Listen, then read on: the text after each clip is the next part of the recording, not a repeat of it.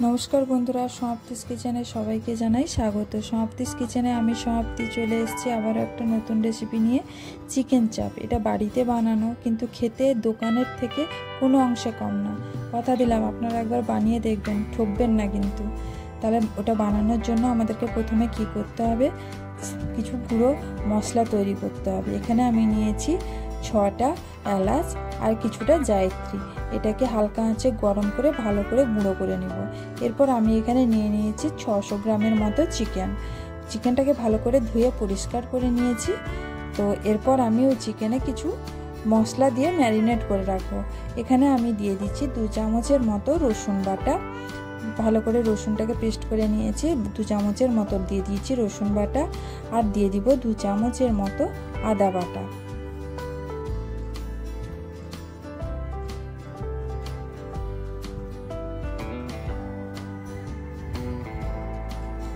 और দিব 2 চামচ ফেটিয়ে রাখা টক দই। দেখতে পাচ্ছ আমি কি পরিমাণে দিচ্ছি, তো তোমরা ঠিক জাস্ট এই পরিমাণেই দেবে। আর এখানে ওই এলাচ আর জায়ত্রীর যে গুঁড়োটা করে রেখেছিলাম 1 চামচের মতো হবে, ওইটা দিয়ে দিয়েছি। আর দিয়ে দিব পরিমাণ মতো লবণ। লবণটা আপনারা আপনাদের স্বাদ অনুপাতেই দেবেন। তো আমি এবারে লবণটা দিয়ে দিয়েছি। এরপর ভালো করে ম্যারিনেট করে আধ ঘন্টা বা 15 মিনিটের মতো রেখে দিব।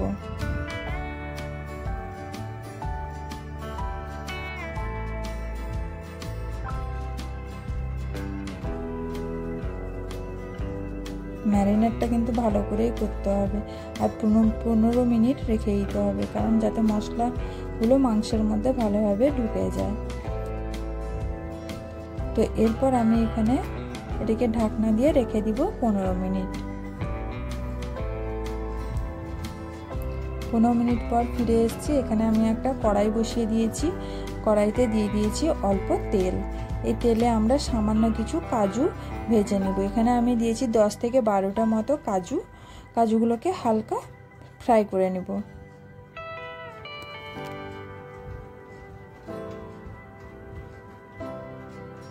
দেখতেই পাচ্ছ কাজুগুলো আমার ভাজা হয়ে গেছে। এইরকমই ভাজবে, বেশি লাল করার দরকার নেই। ভেজে তুলে নিয়েছি কাজুগুলো। এরপর ওই তেলে আরেকটু সামান্য তেল দিয়ে আমরা এখানে পেঁয়াজের বেরেস্তাটা বানিয়ে নেব।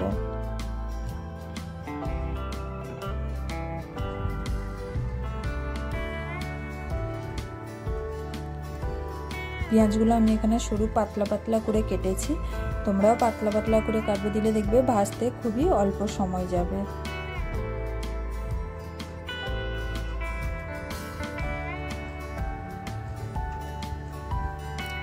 বেরেস্তা বানানোর সময় গ্যাসের আঁচ কিন্তু একদম বাড়ালে চলবে না।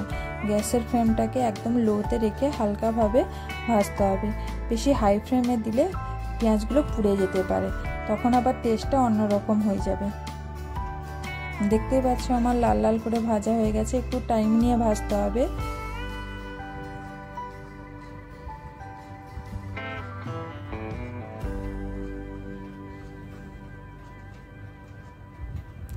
ভাজা হয়ে গেছে। এরপর আমি ওর মধ্যে দিয়ে দিব ওই ভেজে রাখা কাজুগুলো।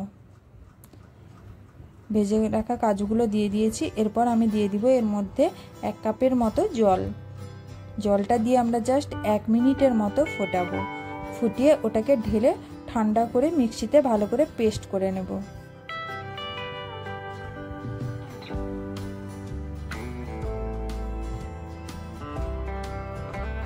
এক মিনিট হয়ে গেছে, আমরা একে ঢেলে নেব। ঢেলে ঠান্ডা করে কিন্তু আমরা মিক্সিতে ভালো করে পেস্ট বানিয়ে দেবো, একদম স্মুথ পেস্ট বানাবো।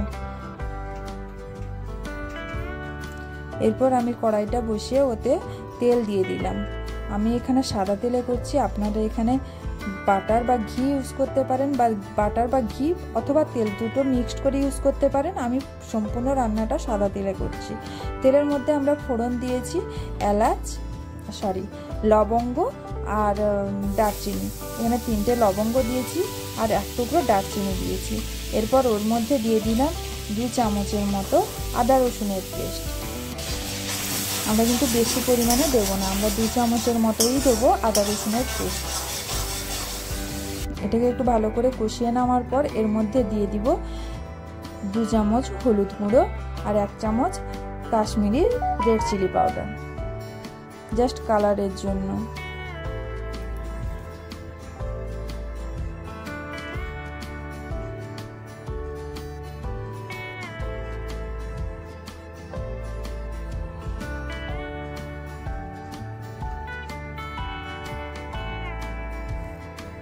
আপনারা যারা লঙ্কা খাবেন তারা এখানে ঝালের জন্য যে লঙ্কার গুঁড়ো বা কাঁচা লঙ্কার পেস্ট ইউজ করতে পারেন।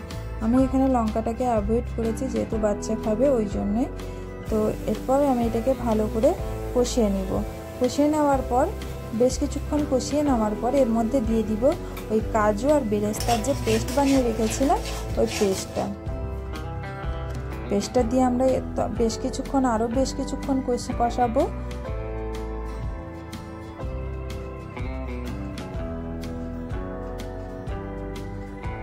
এখানে কষিয়ে নেওয়ার পর দিয়ে দিচ্ছি আরও 2 চামচের মতো টক দই।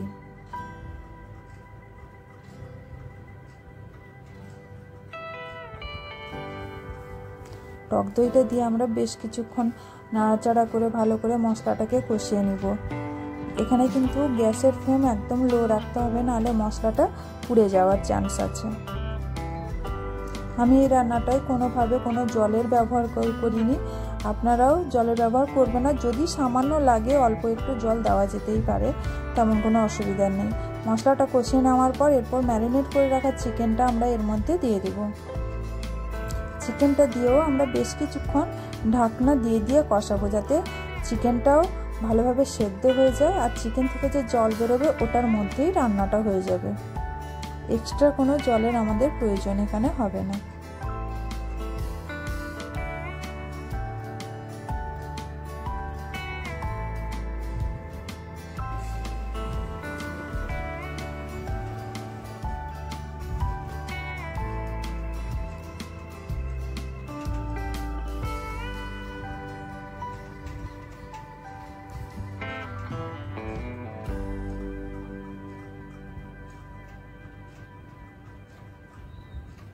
দেখতেই পাচ্ছ আমাদের একটু টাইম নিয়ে এটাকে কষাতেই হবে, না হলে চিকেনটা ভালো সেদ্ধ হবে না আর চিকেনের ভেতরে মশলাও ঢুকবে না, খেতেও ভালো লাগবে না, টেস্টটা একটু অন্যরকম হয়ে যাবে।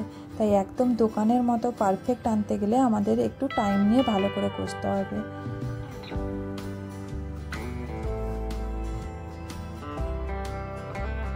আপনারা অতি অবশ্যই বাড়িতে এই যেভাবে আমি বললাম ওইভাবেই বাড়িতে আপনারা অতি অবশ্যই ট্রাই করবেন। আর কেমন হয়েছে অতি অবশ্যই আমাকে কমেন্ট করে জানাবেন। ভালো লাগলে অতি অবশ্যই চ্যানেলটিকে সাবস্ক্রাইব করবেন, লাইক করবেন, পাশে থাকবেন। এরপর আমি এর মধ্যে দিয়ে দিচ্ছি কিছুটা মিঠা আতর, 4-5 ফোঁটা মতন মিঠা আতর, আর দিয়ে দিব 2 চামচের মতো গোলাপ জল।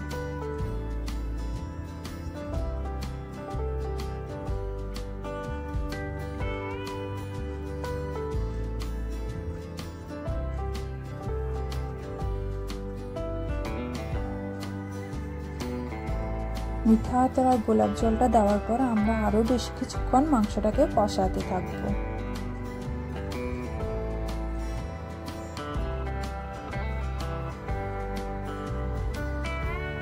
আমি তোমাদেরকে কথা দিলাম রেসিপিটা এইভাবে তোমরা ফলো করো, খারাপ হবে না, দোকানের থেকেও খুব সুন্দর হবে খেতে।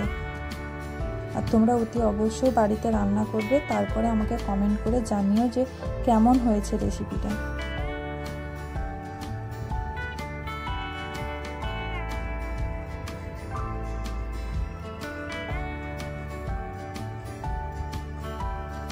দেখতেই পাচ্ছ দেখতে খুবই সুন্দর হয়েছে আর খেতেও খুবই সুন্দর হয়েছিল।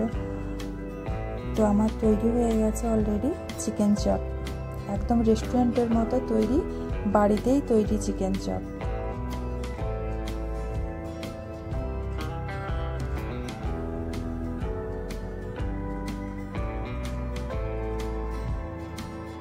অতি অবশ্যই তোমরা বাড়িতে রান্না করবে আর তোমাদের পরিশ্রমটা বিফলে যাবে না, কথা দিলাম। তো আজকে আমার তৈরি হয়ে গেছে চিকেন চপ রেসিপি। তো তোমাদের কেমন লাগলো অতি অবশ্যই তোমরা আমাকে কমেন্ট করে জানিও।